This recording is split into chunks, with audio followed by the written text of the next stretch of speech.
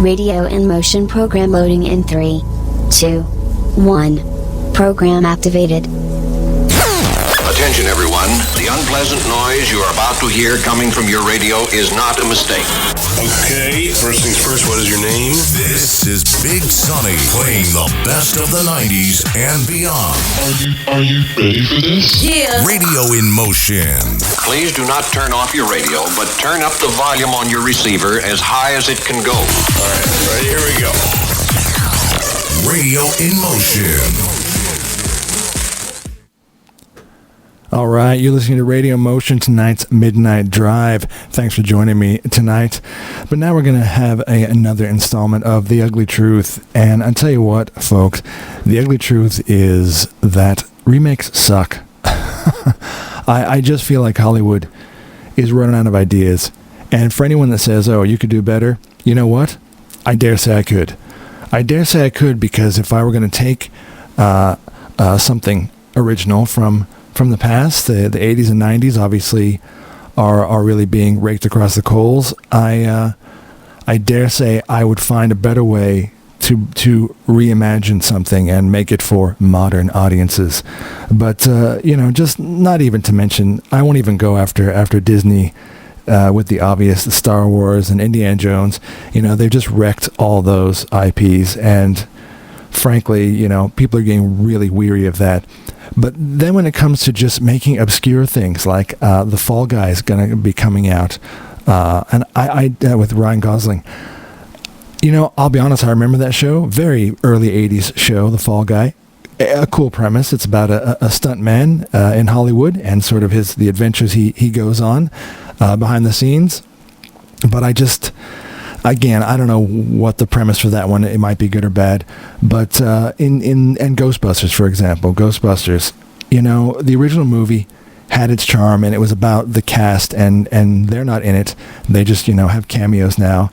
And Ghostbusters Afterlife, at least, was a nice, respectful wrap-up to the original Ghostbusters franchise, so that hopefully it erased the abomination that was the 2016 Ghostbusters. Sorry if you're fans of that. If that's your Ghostbusters, you do you, boo. But I'm just saying, Afterlife, it didn't seem like a money grab. Frozen Empire, not looking good, not hearing good things. Again, it's just a movie to go see, but they're just really trying to pack it with too much, and it's kind of pointless now. And so I'm leading up to tonight talking about the remake of Roadhouse. If you're a Family Guy fan, you can picture Peter Griffin saying Roadhouse. So with this one, it's a remake of the 1989 cult classic with Patrick Swayze. First of all, again, with this one, I ask why. Why was it needed?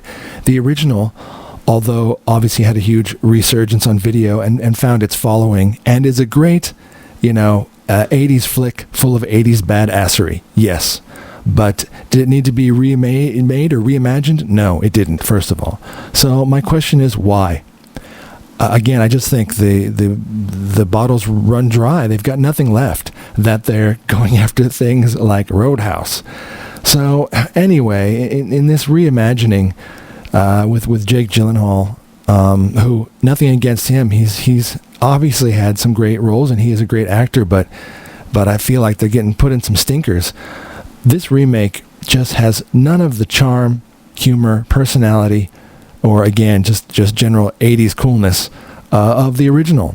And I'll admit, Patrick Swayze did bring a very sort of zen, I'm a fighter, I'm a bouncer, but in my life I'm very cool and very smart. I read books. There are all these scenes. I read philosophy. Again, it's cheesy, but at least it stayed on point. It stayed on point by character building and plot, and it made sense, and it was coherent. Again, I feel like modern movie makers, especially with this one, they have no understanding of the basic building blocks of making a movie. And one of those things, it's a really simple formula. It's called setup and payoff. Hey, sometimes the easiest things work. Set up and payoff. They can't even do that these days because they tend to set up plot lines and then they just leave them and go on to something else. It's like a child wandering through a room and knocking down toys and not picking one. It's just aimless and ridiculous, and a very long runtime. Let's be honest. I was thinking back to some of the movies, earlier movies. I remember Braveheart when that came out. It was quite long, but again, you didn't feel it because obviously Braveheart is awesome. Story, direction, character, cinematography, that goes without saying. But yes, movies started to get longer and longer. Terminator 2 was quite long-ish, but again, come on, Terminator 2 is 100%. I would put up any movie against Terminator 2 as Terminator 2 being the perfect setup and payoff and perfect story arc, but that's a whole other story. But long run times are not needed for something like Roadhouse. So that's the first part that I thought was a bit weird. And just bad jokes that don't land. Get some better writers. You know what I mean? And Jake Gyllenhaal, again, this is nothing against him, but he was just playing the sort of cool, easy, smirking. And I will say with Jake Gyllenhaal, sometimes I feel like, I don't know if he's on drugs or just sleepy. He's got sleepy eyes. I got sleepy eyes. Again, he's forever Donnie Darko in my mind, and Donnie Darko was the ultimate. That character, of course, I felt like he was stoned the whole movie, but it works for Donnie Darko, and you love Donnie Darko. But, and on this one, you had to change it up. You had to change it for modern audiences. In the original Patrick Swayze, his career was actually a bouncer. He was a famous bouncer. He was a bouncer at all the hot New York clubs, and that's when, the guy who owned the club, by the way, at least the club in that movie had a cool name, the Double Deuce. All right. It does mean having a poo twice, but I'm just saying it means other things. But Double Deuce is kind of a cool Roadhouse name. In this movie, the Roadhouse is called Roadhouse. Again, we're running out of ideas, folks. But at least in the original, Patrick Swayze was a bouncer. So he was sought out by the owner of the club who was having trouble with rowdy guys coming in and starting fights. I need you, Dalton. This one, he's a UFC fighter. All right, Elwood Dalton, the UFC fighter. But he's a shamed UFC fighter. By the way, there'll be minor spoilers, but I don't think it'll hurt. And by the way, it's streaming on Prime, so you can't even see it at the movies. Not that would have helped it, by the way. Premieres at home are also usually a bad sign. But yeah, and this one is a UFC fighter, and this time the Roadhouse is owned by a strong, diverse female. By the way, I'm not having a go at that, but as you know, I've talked about this before. Hollywood is having this forced DEI, box ticking, and forced diversity. Nothing, of course, wrong with diversity, but it's about, are these the best people for the part? Is it the best character? Is the character well written? No, they just make, strong, diverse female written poorly. I feel bad for them because the actors and actresses, I'm sure, are amazing, but they have such a poorly written part. It's just, again, it's laziness, lazy writing. Write them an awesome part that's memorable. So this, I don't even remember her name because it's just forgettable. She seeks him out because, I guess, not because he's a bouncer, but because he's a famous UFC fighter who's just hanging around clubs, making money, basically just off his name. By the way, you got to give it to Jake Gyllenhaal. He did get ripped for this. He got ripped for that movie, Southpaw, if you remember, which is actually a more interesting and cohesive movie.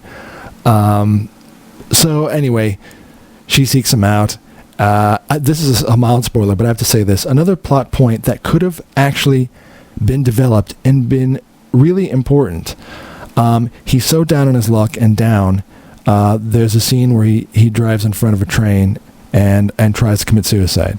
I'm just saying, that's something that could have been, at least developed a bit as a character arc, but no, it's just left and never spoken of again. Let us never speak of this again. It's just weird. It's, again, they're all over the place.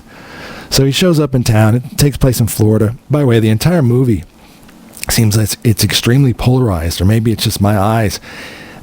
Maybe Florida is just that bright, but everything was just so bright, overly saturated colors, every scene. Thank God there were night scenes, because the daytime scenes were like, I wanted to put sunglasses on watching the movie. I just thought that's a side note. But look, the script was all over the place. It's just clunky and inefficient. No character or plot development. Just things happening on screen because stuff has to happen. And again, with no setup and payoff, which just makes no sense. And in this one, there's a developer who wants to build a hotel, and the Roadhouse, called Roadhouse, is in prime real estate development on the beach. And And this guy's using like drug money and other nefarious stuff, trying to take the roadhouse. And Dalton has to go up against the wild biker gang, which is weird because some of the motorcycles are just like dirt bikes. It's a weird mix and match of a biker gang. And then they throw in plot lines that they start and have no point. He ends up in his first fight, by the way. This is hilarious. Shows you where the plot's all over the place. Gets in his first fight at the roadhouse. And he shows how cool he is by just slapping the guys, which is fine. But then he ends up driving them all to the hospital. I can't even say how ridiculous that is. It's funny for a second. Oh, that's funny. This is stupid. Because they could have all just, beaten the crap out of him, strangled him while he was driving. Anyway, that was ridiculous. And, so he meets strong, diverse female doctor. Again, I'm only saying that because they put someone in a role and then they don't develop the role at all. They just say, oh, yeah, she's amazing. Woman doctor, has lines and stuff. Can't remember her name. Not memorable. Sorry. And then they throw in a corrupt cop who happens to be the father of strong, diverse female doctor, which is just bizarre, because that also plot point goes nowhere, because later on he ends up becoming good. I'm just showing you how this is all over the place, this movie. The original at least had this, and this is what was missing in this one too. The original had Patrick Swayze. When he showed up, he saw how sort of dysfunctional the bouncers were at the bar, and he sort of, tried to support them, get them together, and talk them through how to be better at their job. And they would show those scenes. Again, I'm not saying the original Roadhouse was freaking Shakespeare, but I'm saying at least it had a cohesive plot and plot points that made sense. And it would show Patrick Swayze talking to the team. One of the famous things is, if they start yelling at you, be nice. If they start getting rowdy and coming at you, be nice until it's time to not be nice. And again, he's not wrong, kind of the bouncer mantra, but at least they showed that, and that was the point of what he was there for, to get them to be able to stand on their own feet, even if he's not there. None of that was here. No forming the team, and the action sequences. At least the action sequences in the first one, like many of the movies, like John Wick, they're obviously had a good choreographer and a fight scene. Not to be mean, fight scenes, that's one of the things in movies that don't need special effects. But in this movie, I feel like the camera was all over the place. Why do you have to do that? Why do you have to make a fight scene where I'm looking at an angle up his nose and I'm spinning around and coming out of his fist and over his head, and it's off-putting, and it takes you out of the scene. I'd rather just have the camera locked off, shot, wide scene, two guys fight, maybe a couple cutaways, and then, you know what? The less you cut away, the more you realize how awesome the choreography was. Like John Wick, like I say, even though, John Wick 3 and 4 are starting to get a bit tired, in the original, at least the first two, you got to give it to Keanu Reeves. Here's the camera, here's the two guys going at it crazy, and full choreographed fight scene. And it is what it is. You're like, oh, I'm watching a fight. In this one, I feel like I'm watching a crazy CGI Iron Man Marvel movie fight, when it's just a fight between two dudes in a bar. So that makes no sense. Fight scenes, just keep them simple. Just have good choreography. Again, none of the characters seemed real. They're like non-entities in the movie. Like all style, no substance. I think it's interesting that they also picked an actual UFC fighter, Conor McGregor. Now, that one is just hilarious. So Conor McGregor, you won't be able to understand him because the whole time he's talking like this, and it's pretty much indecipherable. You'll have to have the captions on because you won't know what he's saying. So the thing with Conor McGregor, he is a real cage fighter. He's not an actor, and that certainly shows. I feel like the way he walked around in the movie, I don't know if he's just stuck like that. His shoulders were just up and his arms were out, and he's walking around like a caricature of some badass guy, not a real person. Walked around the whole time, and very one-dimensional, delivering lines that were just weird. And again, I couldn't even figure out what he was saying. But yeah, Conor McGregor, I think maybe he was on set and nobody really wanted to tell him how bad he was doing because he would probably, beat the crap out of them.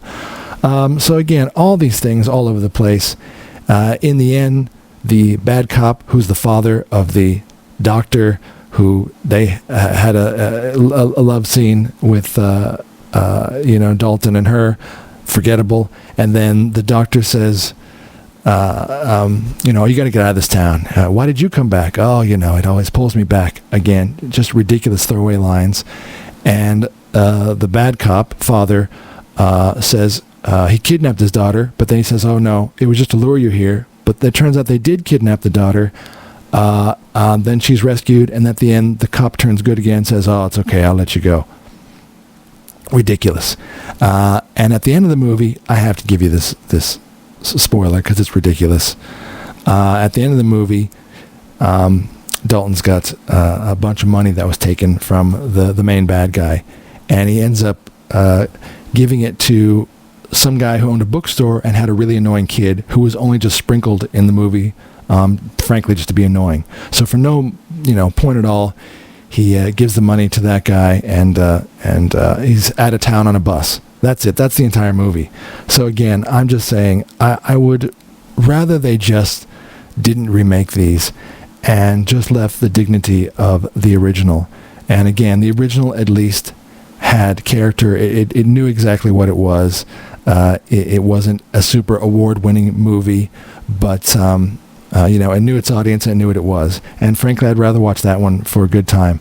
This one was just all over the place. And again, like I say, the fight scenes really took me out of it. If the whole point of this movie is to have a fight scene, and of course, the final two, Conor McGregor, again, I can't remember his actual character's name because Conor McGregor is just Conor McGregor the whole time. Dalton and Conor McGregor have the big final fight scene, as you would expect, at the end. And again, rather than just having, all right, here we go, here it is, wide shot, couple of close-ups, they're going to go at it.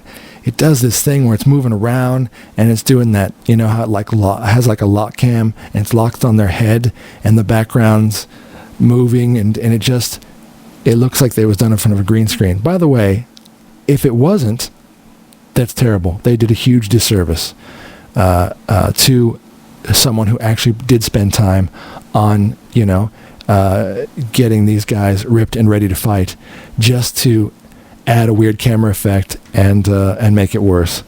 So anyway, again, as always, I never try to deter someone from seeing something. I'm just giving my honest opinion on someone who's watched so many movies over the years. And like anyone who gives a review, I'm certainly allowed to comment when I see how, they're taking a lot of original stories and just making them worse. You remember Overboard? That 80s movie was fantastic. And they remade Overboard. You probably didn't know that because who would know? The remake was just ridiculous. So again, why pick something like Roadhouse and then also not release it in the movies? Maybe they knew it was kind of a stinker. And again, nothing against Jake Gyllenhaal. He's had some great roles, and I'm sure he tried. But this one certainly didn't support him, or any of the other actors for that matter. So anyway, that's my take on Roadhouse. If you want, check it out on Prime, just to have a good laugh. But, I don't know. You let me know what you think after you watch the remake of Roadhouse. All right, thanks for joining me with The Ugly Truth. We've got some more great music coming up tonight on our Midnight Drive special on Radio Motion. We'll be right back after a word from our sponsors.